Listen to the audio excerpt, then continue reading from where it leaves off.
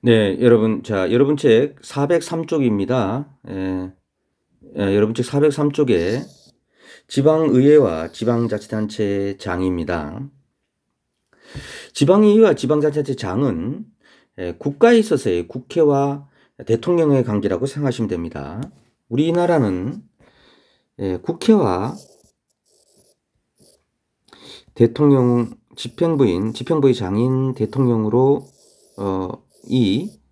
국회와 대통령이 상호 견제와 균형의 원리를 구하고 있습니다.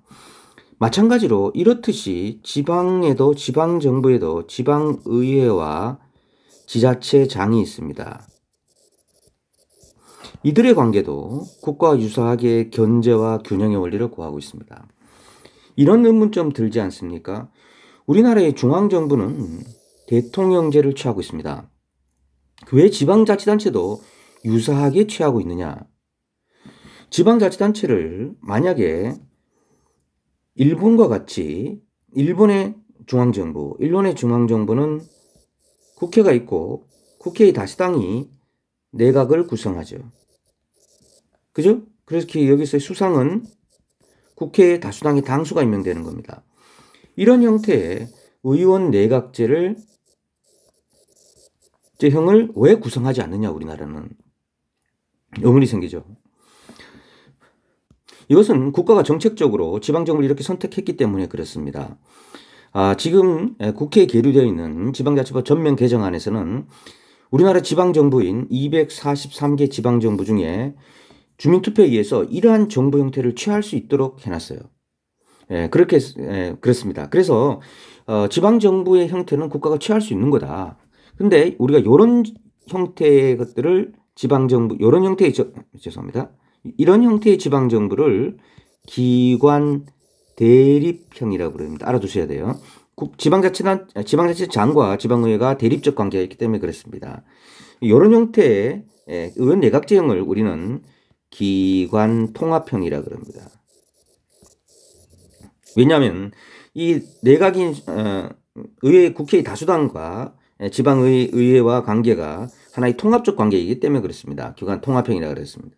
영국과 같은 경우는 전통적으로 국가뿐만 아니라 지방정부도 의원 내각제형을 취하다가 2000년대에 들어와서 그럴 필요 있느냐. 지방정부도 미국의 대통령제나 한국의 지방자치단체처럼 이렇게 한번 해보자 해서 한 15개의 지방자치단체가 주민의 투표에 의해서 지방자치장을 선거로 뽑는 기관 대립형을 취하고 있습니다.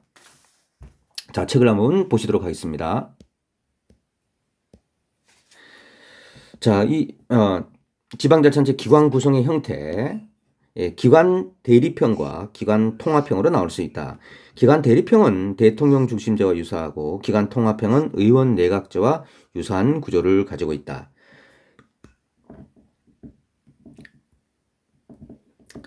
자, 기관 대립형은 의결기관과 집행기관이 분리되어서 상호 견제와 균형의 원리를 이루고 있고, 의결기관인 지방의회 의원과 집행기관인 장은 주민의 직접 선거에 의해서 지방의회와 지방자치장 모두가 주민의 직접 선거에 의해서 선출되도록 되어 있습니다. 기관 통합형은 의원 내각제는 주민의 직접 선거에 의해서 선출되는 건 지방의회고요. 지방의회의 의원이 단체장을 수행하기 때문에 지방의회 의원은 직접 선거에 선출되지만 지방자치장은 직접 선거에 의한 게 아니라 다수당의 당수가 되는 경우가 대부분이다. 다시 기관 통합형은 지방의원들 중 일부가 내각을 구성하는 의원 내각제형. 어떤 거냐면 A 자치단체에 다수당의 지방의회가 예컨대 성남시에 민주당이 다수당이다. 그럼 성남시 민주당 의원이 성남시의 민주당 내부의 대표가 성남시 의회의 민주당의 대표가 성남시장이 되는 거고요. 그리고 민주당의 한 몇 명의 의원이 성남시 자치국장, 성남시 도시국장, 성남시 건설국장을 하는 겁니다. 이게 의원 내각제형이에요. 지방의회 의원 모두가 집행기능을 나누어 행사하는 위원회형도 있다. 이 좀 소규모라 해야 되겠죠. 지방의회 의원이 모두가 국장이 되거나 모두가 과장이 되는 거예요. 이런 형이 있다. 요거는 영국의 최근의 변화형입니다. 지방의회는 최고의 의사결정기관입니다. 이 국회와 마찬가지죠. 국회가 예산을 심의하듯 지방의 예산을 심의하고요. 국회가 결산을 승인하듯 지방의 결산을 승인하고 주요 현안에 대한 주요 정책의 현안이나 정책에 대한 의견을 제시하고 특히 조례를 개정하죠. 국회가 법률을 개정하듯이 조례를 개정하거나 주민의 부담이 되는 사용료, 수수료, 분담금 등의 부과와 징수를 결정하게 됩니다. 제일 중요한 게 또 입법기관이죠. 국회가 제일 중요한 게 여러분들의 권리와 의무를 침해할 수 있는 법률을 만들잖아요. 그렇죠? 마찬가지로 조례를 개정합니다. 집행부에 대한 감시와 견제 기능도 있습니다. 예산안의 심의, 서류 제출, 답변 요구권과 국정감사가 있듯이 행정사무감사 조사권을 가지고 있습니다. 지방자치단체장입니다. 지방자치단체장은 기본적으로 대통령이 가지고 있는 권한과 유사하게 생각하시면 틀리지 않습니다. 지방자치단체장은 지방자치단체장의 지위와 장의 권한으로 나눠 설명하겠습니다. 장의 지위는 첫째는 지방자치단체의 대표로서의 지위입니다. 아까 말씀드렸듯이 지방자치단체는 지방의회와 단체장으로 구성되어 있다고 그랬습니다. 하지만 이 전체 지방자치단체를 대표하는 사람은 이 사람입니다. 우리나라가 대통령과 국회로 구성되어 있지만 크게 대통령이 우리나라 전체를 대표하듯이 유사한 행계 전체를 대표하는 것은 지방자치장이다. 집행기관의 장이죠. 집행기관의 장입니다. 자, 그 다음 지방자치단체장의 지위로서의 기능 중에서 이게 제일 중요합니다. 국가의 일선 지방행정기관으로서 지위를 가지고 있다. 이게 뭐지? 자, 지방자치단체장의 지위에 대해서 다시 한번 돌아가서 설명을 하면요. 지방자치단체장의 이중적 지위라는 표현을 하는 책이 있습니다. 장의 이중적 지위. 이 말이 무슨 말인지 하면 지방자치단체장은 여기 제가 여기 있죠. 이중적 지위라는 말 제 책에도 있는데요. 대부분의 지방자치학자들이 이 말을 씁니다. 이 이중적 지위가 뭐냐면 지방자치단체장은 이 지방자치단체 내에서의 어떤 권력을 가지고 있습니다. 그게 뭐냐면 이 두 가지예요. 이거 지방자치단체를 대표하고 지방자치단체장으로서의 지위를 가지고 있습니다. 하지만 이 지방자치 내에서 지위뿐만 아니라 국가와의 관계에서는 어떤 거냐? 일선 지방행정기관으로서의 지위다. 무슨 말인지 하면 국가가 시키면 시키는 대로 하는 일선 행정기관에서 지는 기능이다. 자, 왜 그러냐면 여러분이 국가의 기관이라고 합시다. 여러분이 예컨대 국토부 장관이다. 그러면 우리 국토부 공무원들도 일을 하겠지만 내가 지방자치단체 영양군에 뭐 도로와 관련해서 협의할 것이 있거나 시킬 것이 있단 말이죠. 그러면 이때 영양군수가 국토부 장관의 일을 위임받아서 처리할 수도 있잖아요. 그죠? 그때는 하나의 국가의 일선 행정기관으로서의 지위를 가진다는 겁니다. 이 사례보다 제일 잘 여러분들이 이해할 게 이 병무청이에요. 여러분들이 병무청장이에요. 병무청장인데 자, 이번에 징집될 사람들이 총 20만 명이 있다. 이 20만 명에 대한 통지를 해야 돼요. 근데 병무청장이 모든 주민등록증 다 가지고 있지 않잖아요. 누가 가지고 있어요? 여기에 대해서는 행정안전부가 가지고 있고 우리나라 약 3,000개가 되는 읍면동에서 연락을 해야 되는 거예요. 읍면동에서.